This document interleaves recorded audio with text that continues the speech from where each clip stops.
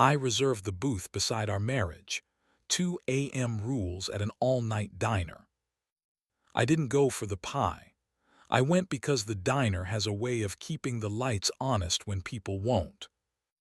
The clock over the pie case said 1:58 a.m., which is a terrible time to decide anything and a perfect time to stop pretending you aren't deciding. The waitress with the pink nails called me "hun" without taking ownership of the word. The coffee arrived loyal and unamazing, and the silver napkin dispenser reflected back a version of my face that had run out of speeches. I slid into a window booth and let the neon "open" sign put a frame around the night. My name is Michael. I build apps that teach other apps how to behave. For months, my wife, Claire, and I had been living like two well-meaning user manuals, thorough, legible, and only opened when something malfunctioned. The big fights had been retired. What stayed was the dignified boredom of efficiency. We'd become so good at not making a mess that we could no longer tell where the kitchen ended and the dining room began. Claire had texted an hour earlier. "We're behind on teardown. I might crash on the office couch. Don't wait up." It wasn't a lie. It was a hallway. I had followed enough hallways to know they all lead somewhere, even if that somewhere is just another hallway. I was on my second coffee when I saw Nate through the glass. Denim jacket, shoulders of a man who knows how to carry tables and not talk about it, our nonprofit's field coordinator. He pushed the door open with his hip, shook the rain from his hair like a polite dog, and stopped when he noticed me. "Mike," he said, half surprised and half sure, "couldn't sleep." "Didn't want to," I said. "The coffee and I have an agreement." I gestured to the seat across. "You off shift?" "Sort of," he slid in. "We got the tents down. Your wife fell asleep on the office sofa under a banner that says, 'Volunteers are magic.' I didn't have the heart to move either of them." He peeled the menu open. "Do you mind?" "I mind guessing," I said, and the sentence made itself at home on the table between the salt and the sugar. He nodded. "Same," he said. The waitress arrived with a pot, topped off my cup, looked at Nate like she'd been expecting him all night, and moved away with the grace of someone who has survived 100 confessions without keeping any. We ordered eggs because people who are trying not to do drama like breakfast items at illegal hours. We ate the way men do when they've been taught that food is a form of truce. 3 bites in, Nate said. "I don't owe you an explanation, but here's one anyway. Claire told me to go home. I told her I'd rather go where the lights make sense. This place is my chapel." "She's your friend," I said and waited. "She's your person," he said, and the way he said it didn't ask me to share credit. I know how that sounds at 2 a.m. in a diner, but it's the truest sentence I have. The eggs were better than they deserved to be. Outside, rain made a case for itself in the parking lot. I said, "There's a rule I read on a break room whiteboard once. No trials after 2. You can carry pallets after 2. You can say you're tired, but you can't determine guilt." Nate smiled like the sentence had finally found its barstool. "Good rule," he said. "You and I are not a courtroom anyway." He picked up the sugar packet and folded it along the dotted line as if following instructions could be a small kindness in a big night. "Do you two do rules?" "We do," I said. "We used to do them like vows. Lately we do them like warranty cards." I took the checkered paper placemat and turned it over. The back was blank enough to look like permission. "Let's do better." "You want the world's cheapest notary?" he asked. "She has pink nails." He meant the waitress. We both knew we didn't need anyone else to make this official. I clicked my pen. "Number 1, I said and wrote. "If a night lights you up, invite me while you're putting on your shoes. I'll come if I can. If I can't, I won't turn your light into a report." "Number 2, Nate said. looking at the ceiling like it might have opinions. No photogenic secrets. Nothing you'd enjoy telling better without each other in the story. Number 3, I wrote and underlined because it felt like a hinge. Touch in daylight every day. Even just a wrist at the sink, a forehead in the hallway, a sleeve while the water boils.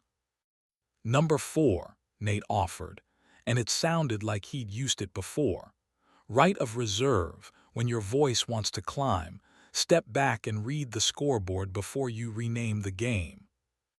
Number 5, I wrote slower. If either of us starts wanting to be wanted somewhere else, say it while it's small, not after it has luggage. We sat in the working silence of people who have built something unglamorous but necessary. The waitress returned with a slice of lemon pie on a plate that believed in itself. "Document this," she said, nodding at the placemat, and slid the pie between us like an unspoken treaty. Nate broke the silence with the sentence the pie had bought. "Call her when it's light," he said. "Invite yourself to her morning like you'd invite yourself to your own kitchen."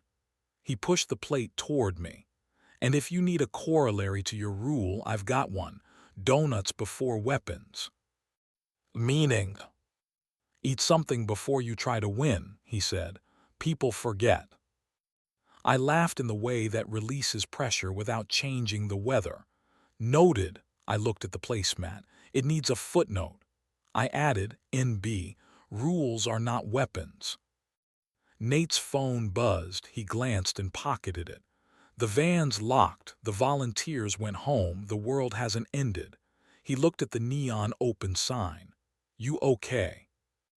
"I'm not worse," I said, "and I have breakfast at a muddy field at 8. "Make it a witness shift," he said. "Not a rescue mission."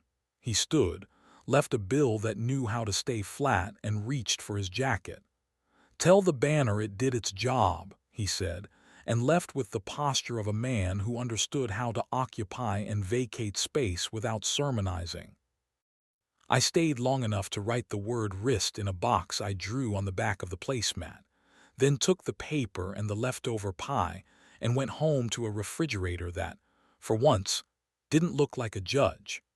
I taped the rules up with a magnet shaped like a boat we bought in a summer we didn't ruin. I set my alarm, lay down on my side of the bed, and slept the way people do when the neon has given permission. Dawn is a generous liar. It makes even bad parking lots look practical. I drove to the field where the demo site sat under a sulking tarp, and Claire stood with 2 coffees, and the face she wears when she knows the next hour will include repetitive labor and small victories. "Breakfast," she said, passing me the one labeled black. "You look like you made friends with upholstery."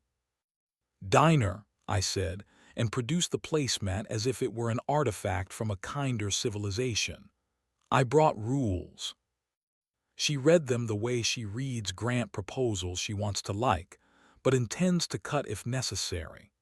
She smiled at "no trials after 2" and raised an eyebrow at "donuts before weapons." "That sounds like Nate," she said. "Did he deputize you?" "He notarized me with a pie," I said. "I didn't want a confession. I wanted an invitation." She folded the placemat and tucked it into her hoodie pocket like something worth not losing. "Come help me take this tarp off," she said. "If that's not an invitation, correct me." We took opposite corners and rolled the tarp, and I remembered that there are kinds of nearness that are simply geometry. A volunteer named Erica waved. We waved back. Nate arrived with a box of donuts like he'd been listening to an earlier version of the day and wanted to keep it honest. He set the box on a spool that had become a table and said, "No trials after 2," as if he were asking the morning to sign something. Claire looked at me over the open box and said, "Do we make a donut rule?" "Only eat them before we try to win," I said. "After that they're just apologies." "Then we should eat too," she said, and we did. We worked without theater. The son decided to participate. We swapped tasks without keeping score. When a steak refused to sink, Claire put her boot on the mallet and said, "This is my religion today," and I said, "Mine is not being dramatic about your boot." When Nate needed hands, he said 2 minutes, and I watched him rescue a canvas edge without making the edge feel guilty. It's an art. At 9:58, the first 2 visitors arrived early and looked like people who wanted to trust something. At 10, when the tent opened, Claire leaned close and said, "Let's admit a small thing while it's small." "Okay," I said. "We got polite," she said. "I want to get exact." I nodded. Exact is a revolution, but a quiet one. She laughed the laugh that makes me think the world might be salvageable. "You coming today counts as invite while lacing." "It does," I said. "And if I get it wrong, we'll know because the boat magnet falls off the fridge." "Not the boat," she said. "Choose a less symbolic magnet." She bumped my shoulder with the shoulder that has taken my weight in worse seasons. "You good?" "I am witness," I said. "Which is my favorite thing you let me be, that is human being." She touched my wrist, the way we promised, the daylight way, and said, "Daylight." And I said, "Daylight," and Nate, passing by with a length of cord, said, "Daylight," like a benediction he would deny giving. The day did what days do when people show up. It liked us more than we deserved and less than we feared. At noon, between waves, Claire taped the placemat to the inside wall of the tent with 2 strips of gaffer as if it were a backstage call sheet. "We're going to need to see this," she said, "especially the weapons part." "NB," I said. "Everything vital lives in the footnotes." We closed the site at 4 with less weather than predicted and more gratitude than planned. In the car, Claire flipped the placemat over, pointed at my grid, and said, "Add invite while lacing." I filled in a box with the seriousness of a man who has spent too many years filling boxes in the wrong places. That night, we argued at 3 in the afternoon like citizens and split a donut like a treaty at 4. On Thursday, I turned off my laptop at 10 because the wrist rule does not enforce itself.